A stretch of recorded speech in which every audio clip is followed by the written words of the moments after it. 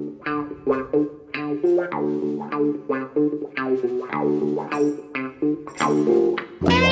Mr. Hudson. Good afternoon, Paul. Another good game on. Absolutely, and now part 5 of Alan Hudson's World Cup diary, and we're just approaching half time. Japan 1, Croatia 0. Not really a surprise. Croatia, they've grown old. They haven't really had much youth into this team, have they, Al? Well, in all fairness, mate, you can look at Croatia any way you want. They're the kind of team that if you give them that space, people like Modric Yeah, will hurt you. This team, right from the very get-go, I mean, they have just been phenomenal. yeah, They've just closed them down, their energy. But they're so energetic with so much quality as well, Paul. You know, they've yeah. played terrific football. They should have scored 5 minutes ago. The most brilliant bit of football in the box. The geezers went to wacky, pulled it back, then played it all 1-2. Had the goal at his mercy, and he just scraped the bar. It's been absolutely incredible entertainment. Yeah, they really have been. I guess the surprise package of the tournament, haven't they? Japan beating Germany and Spain. Contentious goal decision. VAR ruled it in against Yeah, Spain, but good value. And as you say, played on the front foot. Al took the games to big nations with big football pedigrees and have been absolutely fearless. yeah, yeah. It was quite funny, really, the other day, the first half of the game against Spain. They were talking, the commentator, it was rightfully so, they were saying it's a mismatch. Yeah. Spain had all the ball and they had about 15% of the play, and they just couldn't get off the Spaniards, and they were 1-0 down at half time. And they said, that's it, they're out, they're out. They were literally saying they're out of competition. Yeah. Within 5 minutes of the second half, they were 2-1 up. And Yeah. it was just all hell let loose. I mean, all because they don't know when they're beaten. And that's the great thing about nations like that have that great attitude, that don't know when they're beaten. They keep going. And you know what? I've always said this. If you keep going in football and keep making the play and believing, you never know what will happen. If you sit back and defend and let teams come on to you, you might get an absolute shoe-in. But Japan, I think, have been absolutely refreshing. Our focus this World Cup has been on America. On Saturday, sadly, they bowed out 3-1 against the Dutch. Let's firstly focus on America, and it's been a great learning curve for Anthony. It's been fantastic. You've had houses, well, you flat full, and you've been over to Alan's celebrating the successes, but it was just one game too many, and they faced a Dutch team that on the day just had a little bit too much quality for them, didn't they? Well, they did. There's two ways. There's always two ways to look at a game, and I wrote to Anthony afterwards, and I said, look, I learned more after the cup final against Ipswich when I played for Arsenal when we lost 1-0 than I learned when playing against the world champions when we won 2-0. Because you don't learn when you win, you Yeah. just take it for granted and you crack on. But he must have learned a lot the other night from losing. He weren't very happy, Anthony. He wasn't very happy with the tactics. He was, um, I think I'm allowed to say, he wasn't happy. He had a few words with the coach to say, our defenders are not really cut out to play that way. They're not, as I say, I would just mention the Germans. When you play against the Germans, you're playing against people like Beckenbauer, and they're like, they're comfortable all over the field. They're Mm. fantastic players. And that's where they fell behind the other day. And Anthony's brother, Adam, hit it on the head. He said that they should have played three centre halves Yeah. because and I never give it a fault, but he was bang on because they got the two goals the first two goals were straight in the middle of straight down the middle. All right, they were cutbacks, but if they had three centre halves, that couldn't have happened. Yeah. I think I said to Anthony, I was very disappointed with the way they went about the game. I see from although Pulisic should have put them a goal in front after 2.5 minutes. I mean that would have changed the whole dimension of the game. But all round, they never come out to play like they did against England. And England was a tougher match than the Holland match. Mm. And they proved it so far. England, they're going to be a tough nut to crack after last night. That's just the way they set out to play, and they are a tough nut. We've been very critical about England because we're right. Yeah. They're not. They're everything that Japan are not. They're entertaining. They get it forward all the time. They're a forward-thinking team where we're not, and. The USA disappointed me that way that they didn't come out. I thought the coach would say to them, "Look, now you're back on a level playing field. It's even Stevens with you and the Dutch. Go out and play like you did against England." And I think they would have got more joy. I was very disappointed with the way they got beat, not so much getting beat. Absolutely. I think that the midfield trio have been quite outstanding. You got Pulisic and Timothy Weah coming in from wide positions. It has tended to be that central striker and the defence that have been relatively poor. Certainly, I think up front they did have a few chances. Even in that game when they were 2-0 down, they got it back to 2-1. Moments before right when he scored that goal, he had a perfect opportunity when he was Yeah, in on a one-on-one on a goalie, and again he yeah, seemed to fluff his lines, and again defensively, Al, where you would expect defenders to pick up players, especially runners coming into the box, they didn't. They let them have time and space in a penalty area, and at yeah. that level, you're gonna get smashed. Yeah, and I think the other thing about the Americans, looking at the Americans and knowing them as I do as a nation, and when I played there, and the kids that come through, and you look at the basketball teams and the American football teams, they got superstars in their team, and you would think that the American kids would want to be goal scorers. Yes. You Yeah. really would. Yeah. It's a known thing. I've said it since I was there that most it's a country of where it's hand coordination, so they're going to get good goalkeepers, which they've proved over the years. But all round, I'm so shocked that no kids have come through as goal scorers because you think coaches will get them out on the field and just drum into them. I know goal scoring is an art. We know that. You can't tell Jimmy Greaves how to score a goal, or Lionel Messi or Maradona, but you can. You strikers will tell you that they're out there on the training field. An hour a day. Hitting the target. Yeah, I think you can coach kids to do that, can't you? I think the Yes. uncoachable players, you know, and they tend to be the more creative players, don't to be able to create on a football pitch or to create anything in life. I think that is a real natural ability. Of course, the hardest thing to do in a game of football is to put the ball in the back of the net, but with practice, you can Well, perfect that art. it's a sad thing that it is the Yeah, hardest thing, but yeah, when you watch it, yeah, it's not the hardest thing in the world. Strikers say that, don't they? yeah. They And do. Yeah, we always say, well, it's the hardest thing to do. But when you think about it logically, it's not. no, It's not. I mean, I was never a goal scorer, but when I played in the youth team, before I got in the Chelsea first team, I was leading goal scorer, and I found scoring quite easy at that level, at school level, and it was something that I just had.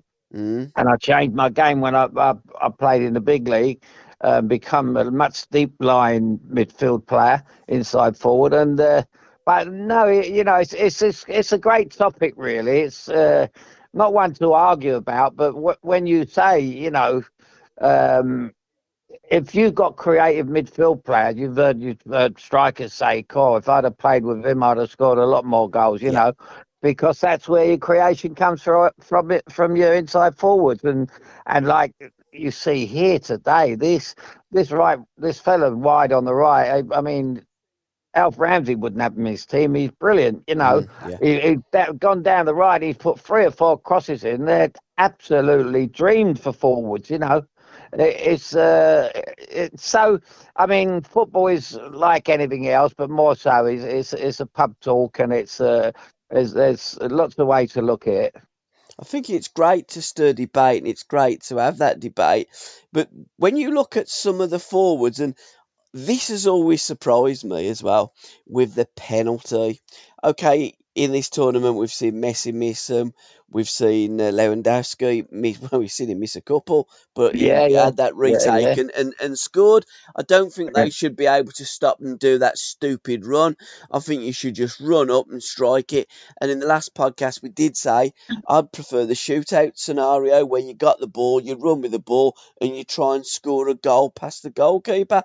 But how many times have we seen forwards don't want to take a shot from 12 yards, him versus the goalkeeper, but ultimately that's your job, that's what you're being paid for. And I've never seen a goalkeeper, when it's come to penalties, throw the gloves down and say, "Oh, I don't fancy that, somebody want to go and goal for me." But I must say, going back over the years ago, fullbacks were the best uh, penalty takers. Mm, If you think at Liverpool, Chris Lawler, all the great players they had Liverpool over the years, Chris Lawler used to take the penalties.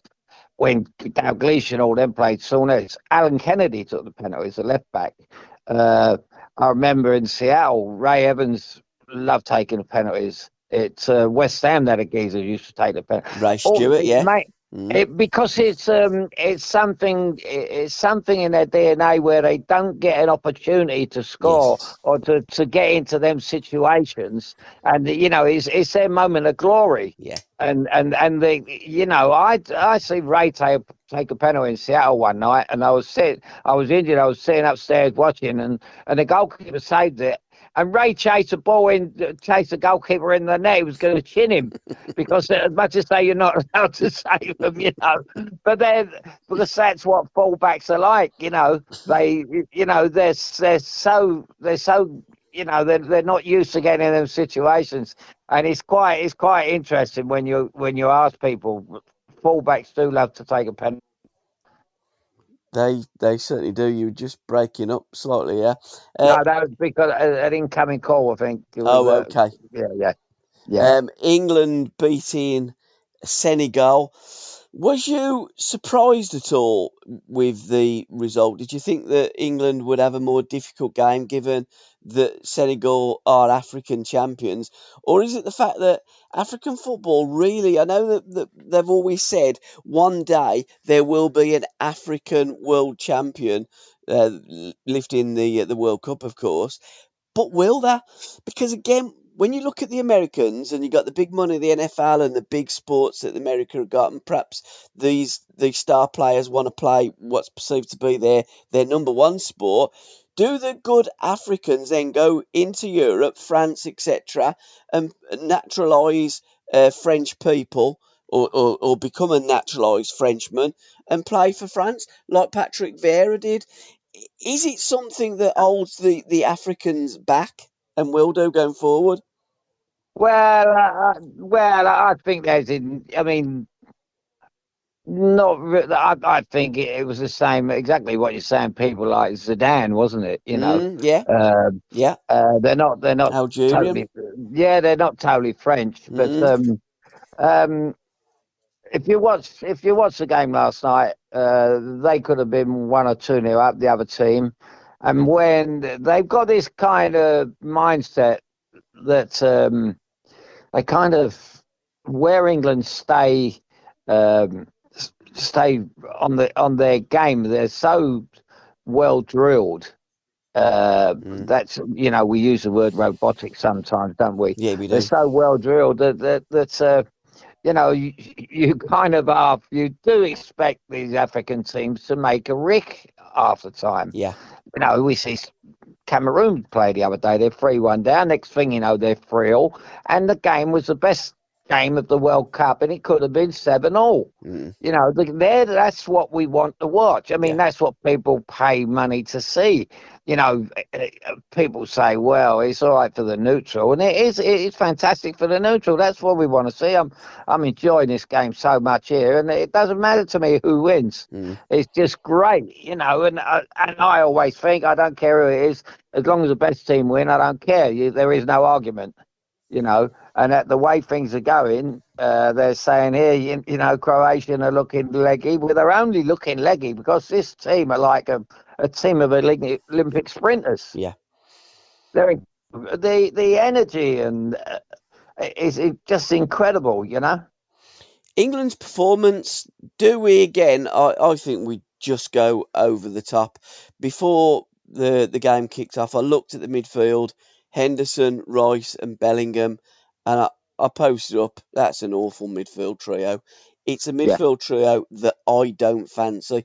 I don't see yeah. the creativity in it, and I thought that because Senegal were, I thought they were awful. Yeah, okay, for 30 minutes, England weren't very well, very good. Senegal did have a chance. Pickford did make a really good save, but I didn't really feel that they was that much of a threat from the first to the 90th minute. And I think as a consequence, our midfield did have a lot of time and space to play. But how good is that midfield trio? Again, I just don't fancy it. And I think when we play against the better nations, playing that way, I think we're going to come up short. Oh, absolutely, mate. You're absolutely spot on. It's there. You can stifle the African teams quite easily. It's not hard to do. It's hard to stifle this Japanese team at the moment and the Mm, South Korean team the other day. But the African nations like a lot of time on the ball. They won't get that with the midfield we got at the moment.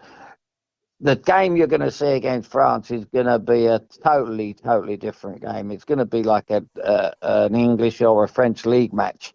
yeah. It'd be like PSG playing Liverpool, something like that. Um, and that's when you'll see, about exactly what you're saying about our midfield three. That's when you find out when they play against people like Griezmann, Yeah. and when Spain play, they're in David Silva and that, and this fella that plays for Croatia, Modric, they're specialists in them roles, and they're hard to get the ball off. They don't give it away as well. Where the Africans, they give it away, and they in silly positions. Uh, it doesn't surprise me to see England beat them last night. I thought the way it was going early on, they had quite a very difficult game on their hands. But when they miss the two chances, you think, well, it could be well, it's going to be England's night. And I always, at the back of my mind, I'm a big Harry Kane fan. You always know it's only a matter of time before he sorts something out. It was great to see Harry get onto the score sheet. I think that England have had, is it now 8 different scorers in this tournament, which is great. But Harry Yeah. must have looked at that before the game. And I know with all the media, he's like, yeah, it's great. We keep winning. I don't care who scores the goals. But as a forward, I'm sorry, I'm not having that. He would be absolutely gutted and he would have been delighted to hit the back of the net. And just before half time, England went in with that 2 goal lead, and I thought that just about killed Senegal, and they made 3 substitutions. Second half, I thought that was probably even worse than what they were in the first half. Well, yeah. That like the United States game, they give a goal away bang on half time to make it 2-0, Mm, and that happened last night. It's a worst time of all to give a goal away bang on half time. Where it's 0-0 and you're going 1-0 down, or you give a second goal away. I mean, I spoke to Alan the other night about the States and said, why they kind of give the goal away as well. They yeah, had possession. You don't. It's one thing. There's absolutely no need for it today because they got these big clocks in the ground as well. You only got to look up and you think a minute ago. What we do is we don't concede. And they try and play dangerous balls or iffy balls, in the last minute of the first half, and they come unstuck, and that happens. What's your take on Jude Bellingham? I mean, I'm not critical. I don't try and be overcritical. I like to look at things, and I just think that we go over the top. When England win a game of football, we're the greatest team nation in the world, and we're going to lift the World Cup. It's coming home. It's coming home. We get beat, and we're the worst team in the world. We're somewhere in the middle. We're where we should be. We've done what we should have done so far.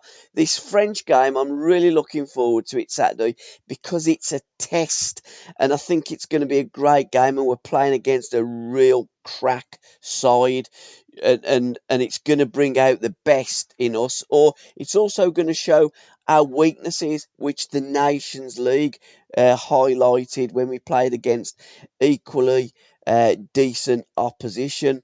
But Bellingham, I'd like your opinion on him because I think he's a good player, but I just don't get carried away with all this. I mean, the press that I see of Bellingham, I see the social media. I mean, I saw it in a Birmingham Mail today. They're on about they were right to withdraw the number 22 shirt and retire it. And I'm thinking, oh, come on, get a life. This kid's a good player, but I want to see a hell of a lot more at a higher level before we start blowing that kind of smoke up his backside. I heard it all with Declan Rice. Well, it's I've been hearing about Bellingham for the last couple of years when he was in Germany, and couldn't wait for him to come into our league and actually see how good he was. Yes. Um, but no, I see him against the United States, and it was very unimpressive.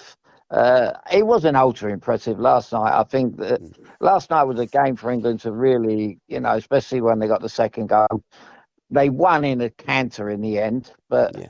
but I think that just about sums up the Africans, how the way go about the game. They're not great against teams like us. They don't like, and the Germans, they wouldn't, we would just steamroller them. They run out of ideas, and like when you make three changes like that, it's a little bit of panic stations, don't you? Yeah, you do.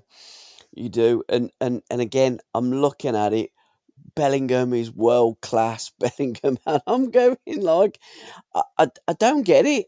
I don't get the loving. I didn't get the loving with Declan Rice. I thought he done fabulous where he got the ball. I mean, it was awful defending, really, from I think it was a corner, wasn't it? Or certainly they had the ball high up the pitch. The ball's bounced over the African's lad's head.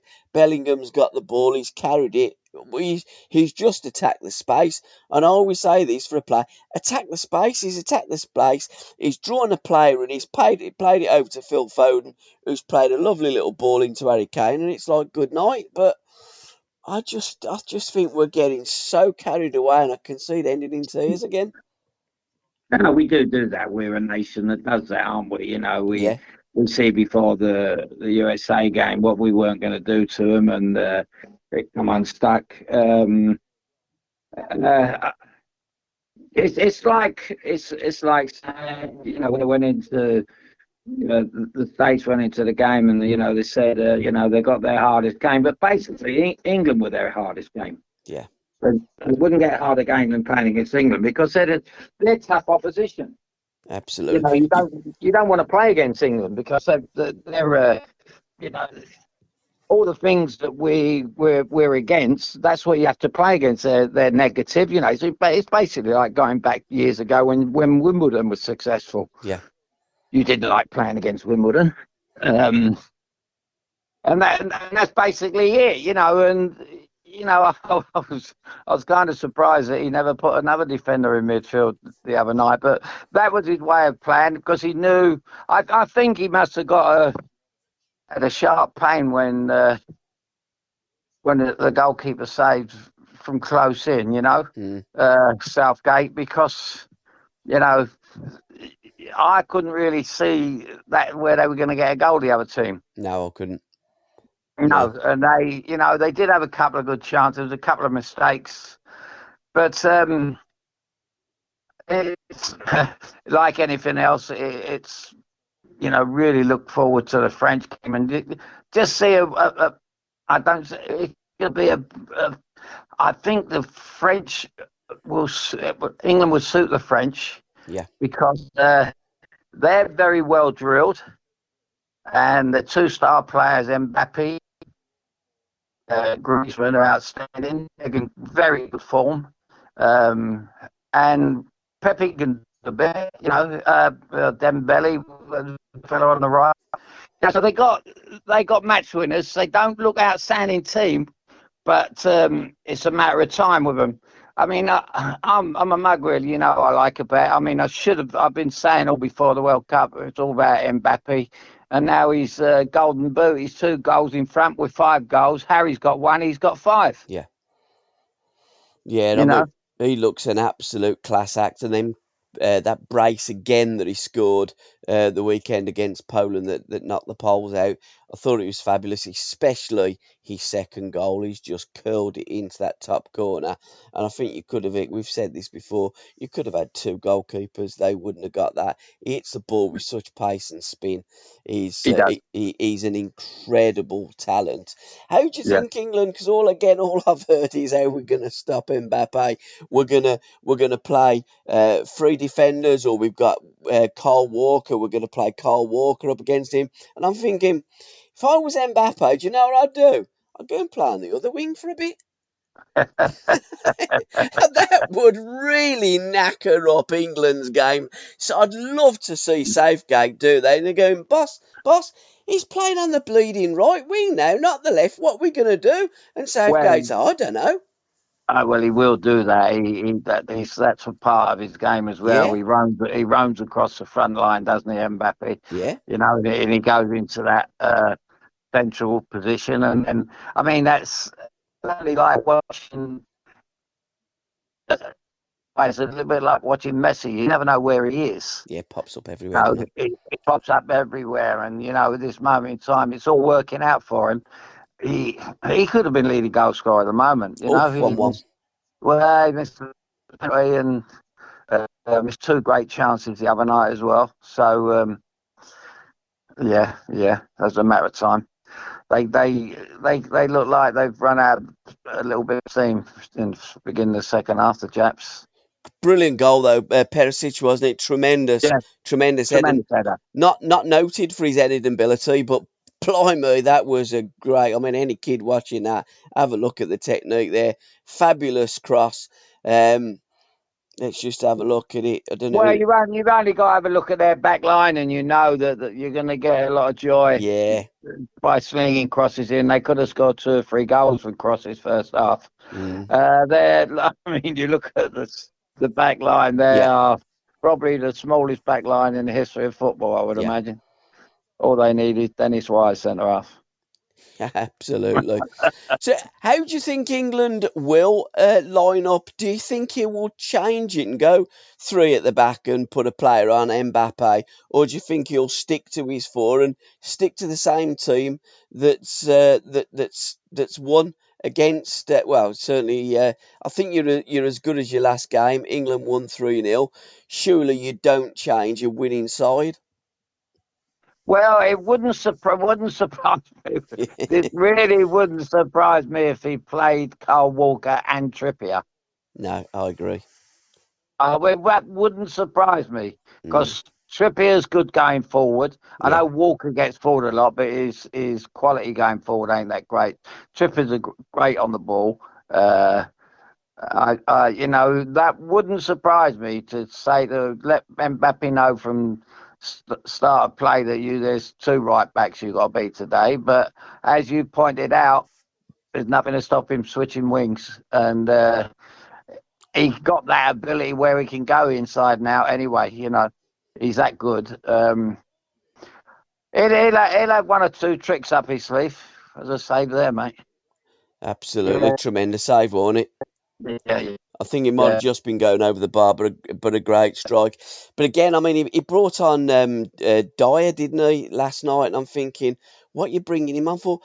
Again, no show from James Maddison. Another game that he could have put James Maddison on and give him minutes. And I'm thinking, oi, he's putting on Dyer here.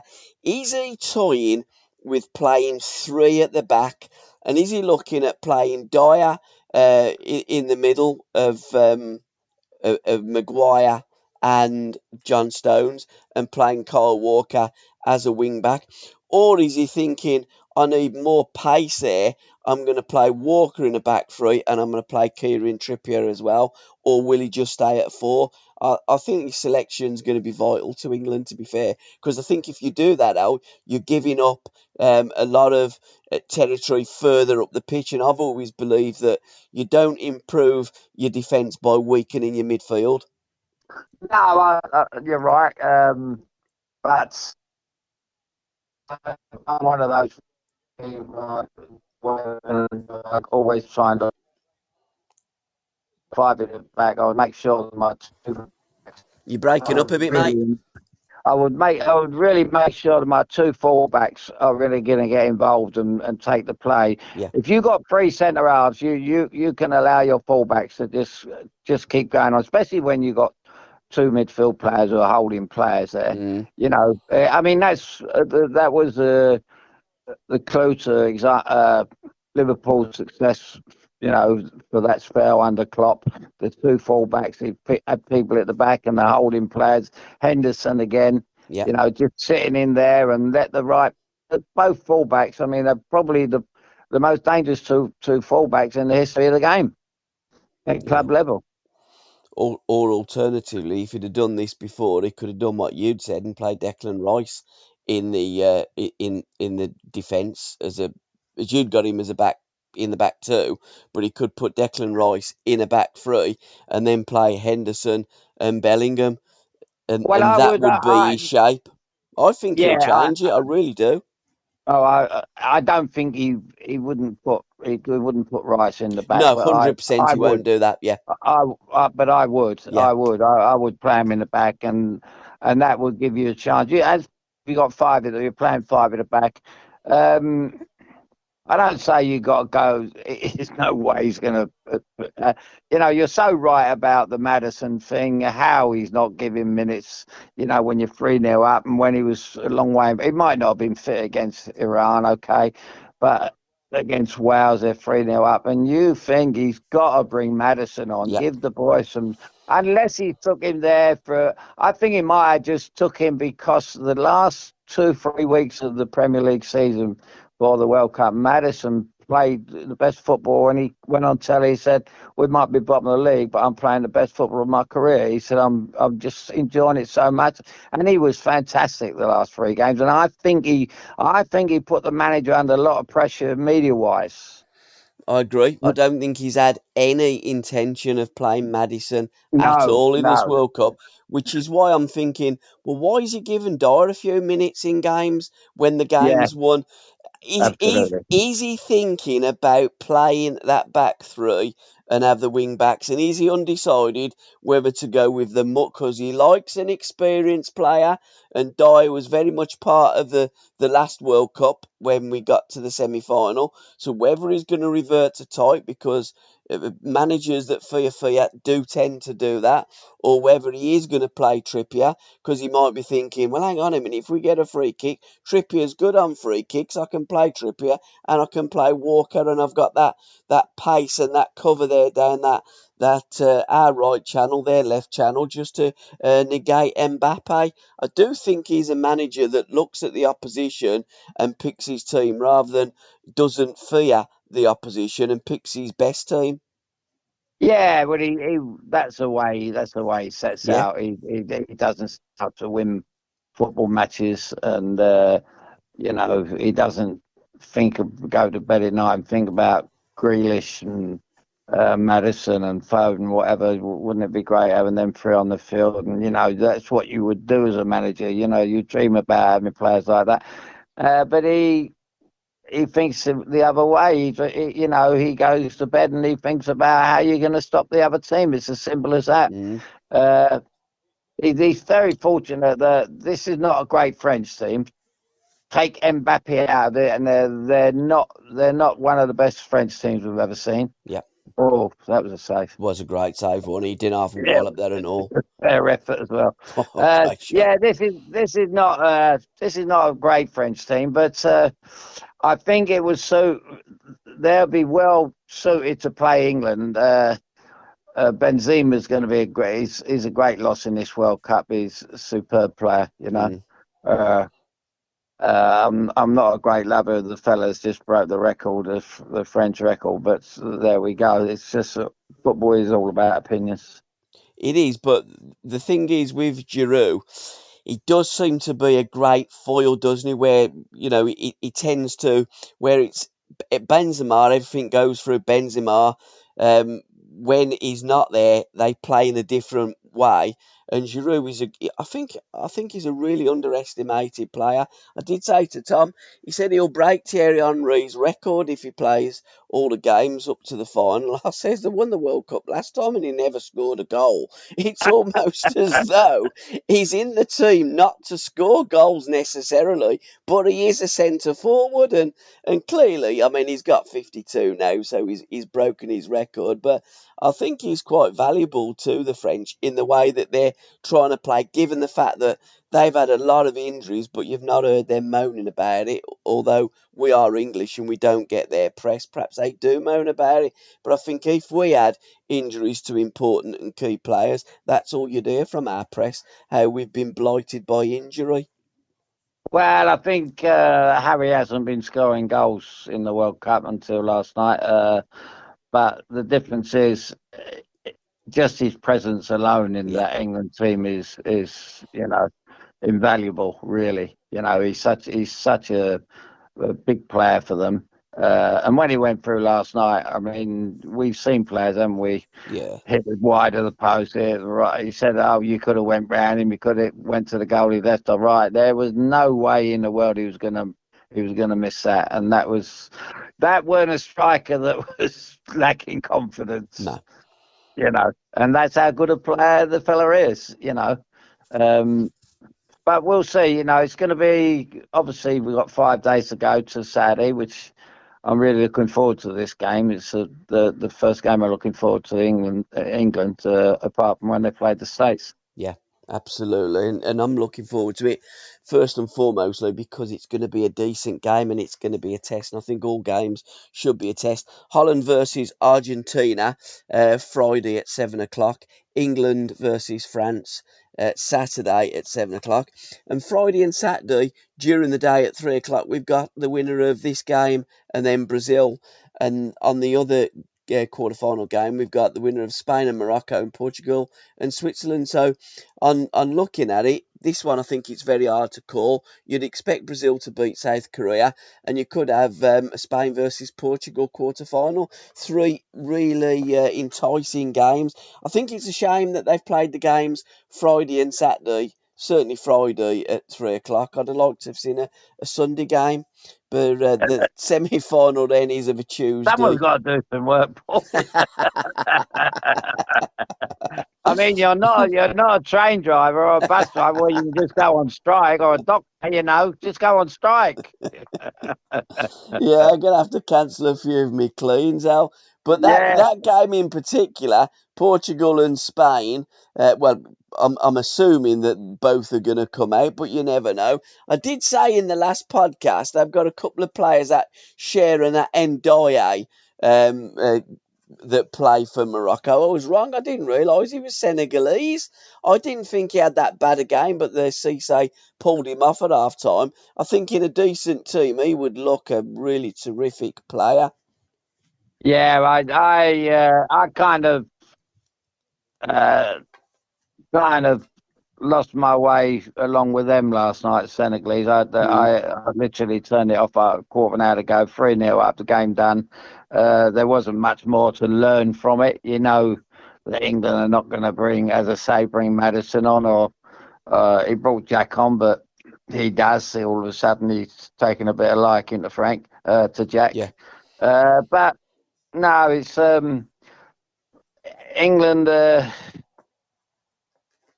When other teams go 2-3-0 up, you think, oh, yeah, they're going to really turn it on now, like Mbappe the other night, 1-0 at half time. I said to my son, I says, he's going to start second half, and exactly what he did. yeah, You can fantastic. rely on players like that. You can rely on him, Yeah. uh, coming up with the goods. As I say, he's got the golden boot, and there's 3 games to go.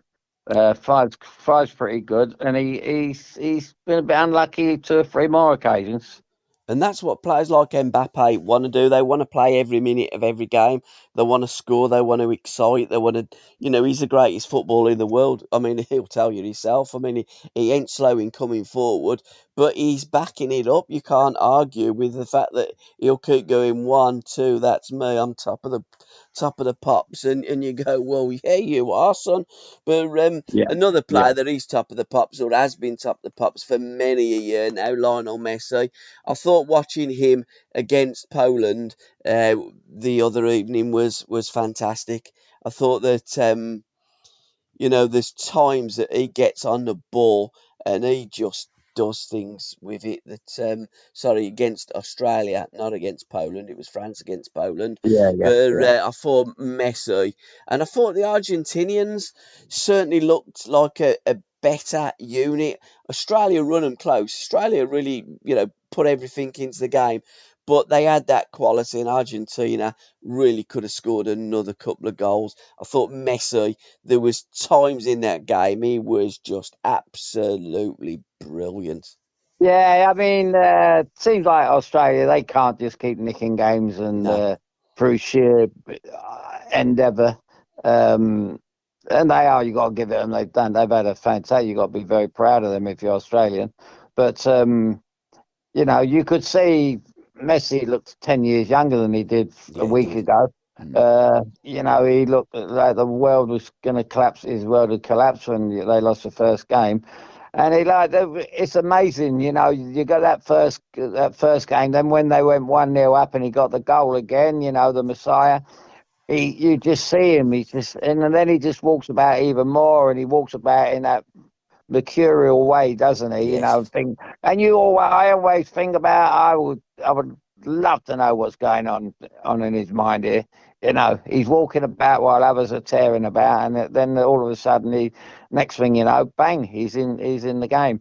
But for his age, he's been fantastic, really. Uh, I don't know. What is he? 35 now? yeah, he's either 35 or most of these players, these star players, are either 35 or 37, aren't they? They're Yeah. certainly into the mid to the late 30s. But I noticed an article written in one of the papers, and it was saying that Messi sees all kind of pictures on the pitch when he's playing. And I thought, you're having a laugh, mate. Messi don't see a picture. Messi don't see a picture.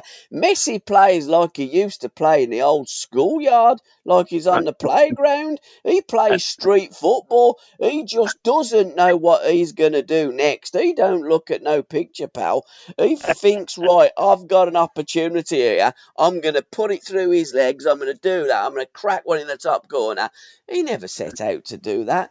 He Well, improvises. And I said, he does exactly what Alan always says. He's uncoachable and he plays off the cuff. You can't mark that. yeah, and they were saying it on in the match the other night. He's walking around and he's painting pictures and all this, like Picasso, the Sistine Chapel and all that. It's no, exactly what he does. He walks around and when he gets in, he don't know what he's going to do because he don't know how the game's going to open up. He No. opens the game up. Mm. He's got. That's what great players do. They open the game up. They showed the Maradona goal against England before the match the other night. Once again, the one where he had them all in his wake. Probably the greatest goal in World Cup history, I Yeah. would think. What made it even better was even greater was it's the finish. Uh, Supposedly, allegedly, the world's greatest goalkeeper, 127 caps for England or something, my friend Pete Hilton, and he actually went by him and stuck it in the net as if he wasn't there. He's quite a daunting sight to come out at you, Shilton, you Yes. know. Mm. And he made it look as if, remember Brian Clough used to have these tiny goalkeepers? Yeah. Yeah, Colin Bolton and another fellow. I scored a volley against one of them. He must have been small. I spent a 25-yard volley against Colin Bolton, I think. But I'd only done it because I knew he couldn't touch a crossbar. Yeah, he was tiny, wasn't he? I mean, they used to wear Yeah, them green, like you'd look at them and you think they're gardening gloves now, but they used to wear them green little gloves, didn't they? The goalkeepers. Apart from Pat Jennings, I don't think Pat ever wore gloves. He had hands like shovels, didn't he, Pat? well, they couldn't get any to fit him, no. But but it was amazing with Brian Clough, because all them years at Derby, he had tiny goalkeepers. Yeah, Then all of a sudden, when he got to Forest, he I don't know why he figured in because Notts Forest bought Shilton off us at Stoke City, and he had a torrid time with us. So well, obviously, goalkeepers don't become bad goalkeepers overnight. We all have certain clubs, and we find our niche. we certainly do. And as I say, Shilton at Forest, he did, find his niche there. At England, all these appearances for England and never won nothing, and made a number of cock ups. And it was Shilton that was in goal in '73 against the Poles, of course, when he let the Yeah, ball go under him. You all, absolutely. That was never mentioned. Yeah, no, yeah, well, they kind of forget these things, but as I say, yeah, football is a journey. England's yeah. journey is going to carry on. We're in the same place as where we played Senegal, so we're staying in the same ground. So it's almost been a home fixture for England. Al Bayet Stadium. The stadiums do look fantastic, and we did say in the last podcast that that video of your pal in that stadium that Argentina were playing in, the top stadium that they're going to play the final in, looks different class. And the nice thing about this World Cup is the stadiums do look fabulous, don't they? Oh, they do. Yeah, they do. Unbelievable. Uh, yeah, it really does. You miss playing, no doubt. We all do. All former players miss playing. But it's when the World Cup comes around, it breaks my. It don't break my heart, but it breaks my heart that my friend Jules never played on the Mm, on the big stages. Uh, if George Best had been playing in a modern game in these World Cups, he would have tore these teams to shreds. yeah, It doesn't matter how you played or set up your defence to play against him, George. It's not just how great he was at Manchester United. It was how he would have upped his game for the World Cup. I can only imagine. I can only imagine what it'd have been like. He would have.